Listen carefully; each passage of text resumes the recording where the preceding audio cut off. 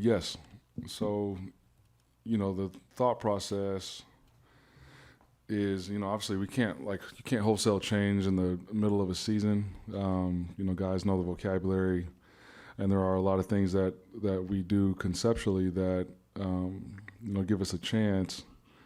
Didn't want to wholesale change. There are things that I feel like we could add to help, and concepts that we already have that need to be called a little more. And I didn't want to disrupt the flow of like the position coaches having coaching in their position and adding more to their plate. And so through evaluation and a lot of conversations with everyone involved in the building, felt like the guy that gives us the best chance to operate efficiently and that has poise and maturity and a good outlook on what we're trying to look like as a team on game days is Jason Simmons. So collectively we'll put together the game plan. I'll help a little more in that room just to add another set of eyes and some insight. Different guys are responsible for different areas of the game plan, but on game day, Jason Simmons will call the plays. Where will Jason be during games? And if it's in the box, who will be his eyes on the field? If he's downstairs, who will be his eyes in the sky? I think operationally will be the same. Like he's been in the box up to this point, so I think he'll be comfortable up there. And then we'll operate like we have been in terms of communication and signaling or huddling. Why make the change now? Obviously it was not easy. I got a lot of respect for Graham, and I appreciate what he has poured into this program up to this point. Love him and his family dearly. It was obviously not an easy conversation. But this is a business. It has nothing to do with anything personal. I wish him and his family nothing but the best. And I think Graham's a great coach. It just for whatever reason it just wasn't working here. And the decision to do it now is for a couple of reasons. One, like I believe that we have a better team than we have been showing the last 3 weeks. And so there's a lot of football still to be played. We've played a quarter of the games. And I feel like if I didn't do anything right now, it would be kind of like waving a white flag on the season. And, nobody in that building is ready to do that. And so, if a change was going to be made in December, I just didn't feel like it would be fair to draw that out for everyone involved. And so after, careful consideration and a lot of thought process and a lot of evaluation, I felt like it was best for the program and best for our team to give us a chance to go be who I believe we have the potential to be, was to make a very tough decision right now. What will you do after the season, Ryan? Is Jason going to be the guy in 25? Or are you going to have a national search? How will you handle it after the season? I mean, I'll get there when we get there. Right now we're focused on trying to put the best plan, offense, defense, special teams together to go win a ball game against a team that this program hasn't beaten in a long time. Ryan, can you go into more specifics about just what you felt like this offense wasn't doing that it should have been doing? Like when you imagine what this offense would look like 4 games in, what isn't it doing that it's supposed to be doing besides just the larger scoring points? Yeah, I mean, obviously, you want to be able to sustain drives and put points on the board. I think Hudson Card is a talented quarterback, and he hasn't looked like himself. We're not as explosive as I think we can be. I think we're doing a good job running the football, but it's been hard to find easy throws and getting people in advantageous situations depending on coverage and the shell defensively that's being presented pre-snap. And we haven't played complementary football, and so that's why I made the decision that I made.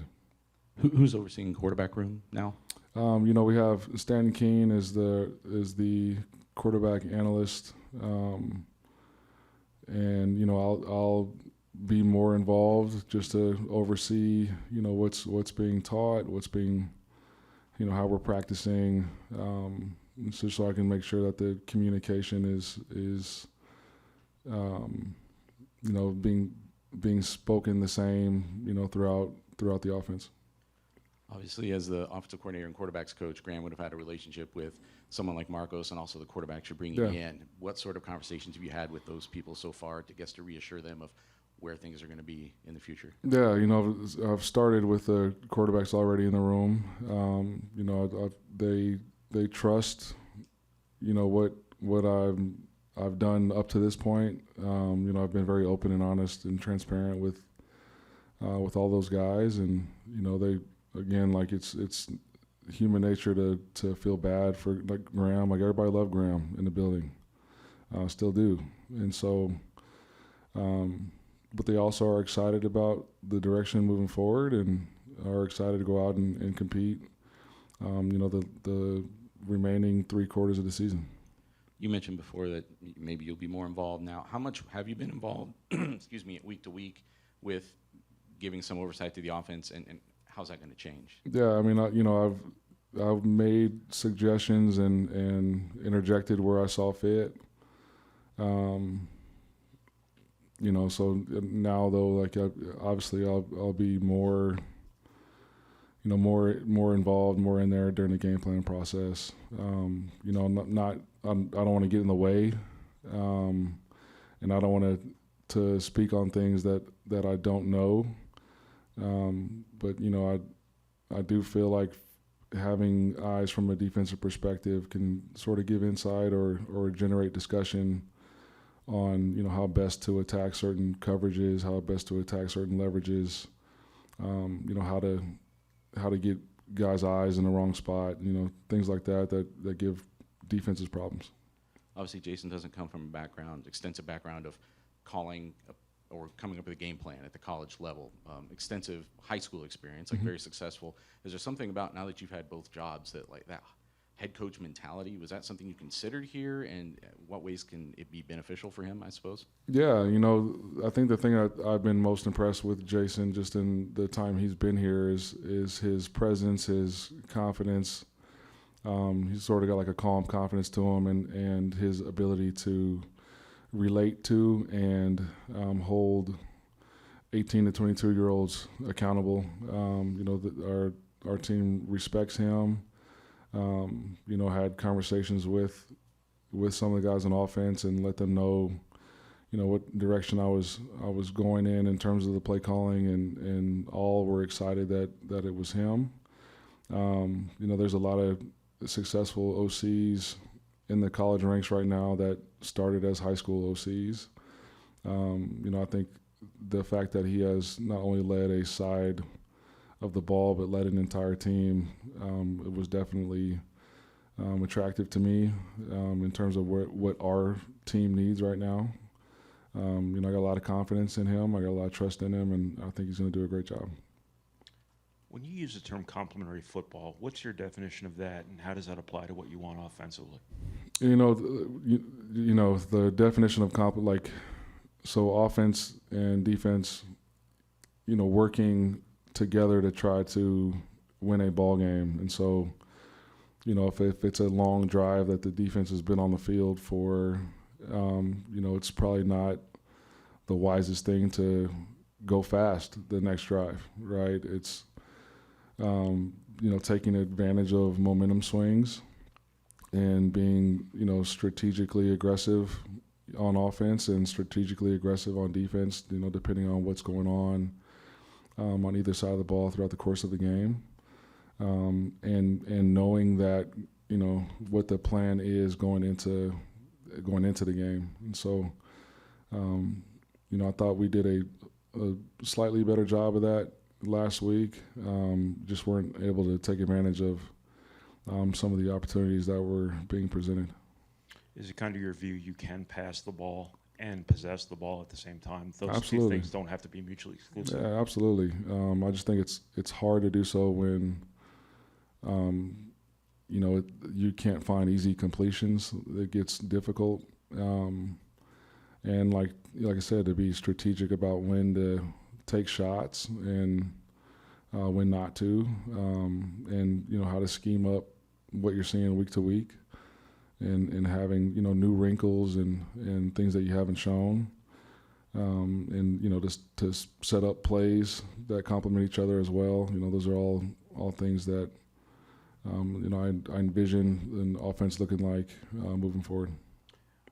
Is there any option to pursue to bring in somebody in season just as like an extra set of eyes, or just kind of somebody to just help? Yeah, we had a lot of people reach out that are sort of out of it right now. A lot of big name, big resume. I think it's hard to bring in somebody new in the middle of a season that doesn't know the roster, that doesn't know the vocab or the system. Again, you can't wholesale change in the middle of the year, and so I've vetted a couple people, and if I feel like we need to bring somebody in, then that's the decision I'll make. But if I feel like it's best for the program and best for our success to rely on who's in the building, then that's what I'll do as well. I'll make the decision that I feel like is best and gives us the best chance to win. Ryan, back in before spring ball, when you made the decision to bring Jason over here from Miami, what did you like about him then that you felt fit this group?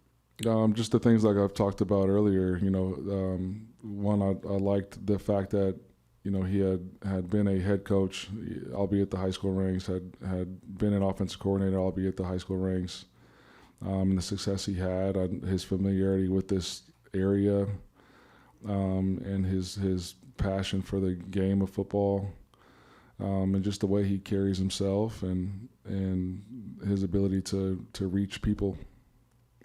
We talked about this last year, but it's been a long, long time since Purdue beat Wisconsin. I'm sure you know about the fumble game when game day was here 20 years ago. How much can this maybe be a benefit when you switch things up and you get some maybe new mojo, at least on the offensive side of the ball, in the middle of a year? Yeah, I mean, we'll see on Saturday, right? I am hopeful, and I expect there to be some just excitement, just because it's something new. I definitely think we need a kickstart on that side of the ball, and really just enjoy.